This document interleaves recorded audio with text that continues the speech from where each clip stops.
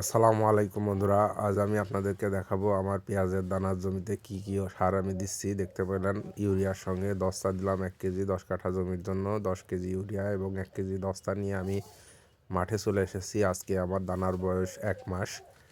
সুন্দরভাবে এই সারগুলো আমি বুনে দেবো। আমি গতদিন আপনাদেরকে দেখিয়েছিলাম যে পানি দিয়েছি 3 দিন আগে। 26 দিন বয়সে পানি দিয়েছি, আর 30 দিন বয়সে আজকে প্রতি কাঠা জমিতে 1 কেজি হারে দানা জমিতে আমি সারগুলা বুনে দিচ্ছি সুন্দরভাবে। তো এইটাই হচ্ছে মূলত করতে হয় পরিচর্যা। পেঁয়াজের জন্য সবসময় সজাগ থাকতে হয়, কখন কোনটা লাগবে না লাগবে সুন্দরভাবে দেখতে হয়। তো একজন কৃষকের কাজই হচ্ছে এটা, সবসময় চোখ কান খোলা রাখতে হবে ফসলের কোনটা কখন লাগবে। একটা বাচ্চা যেভাবে বড় করে তুলতে হয়, ঠিক সেভাবে চারাগুলাকেও করে তোলার জন্য প্রচেষ্টা চালাতে হয়।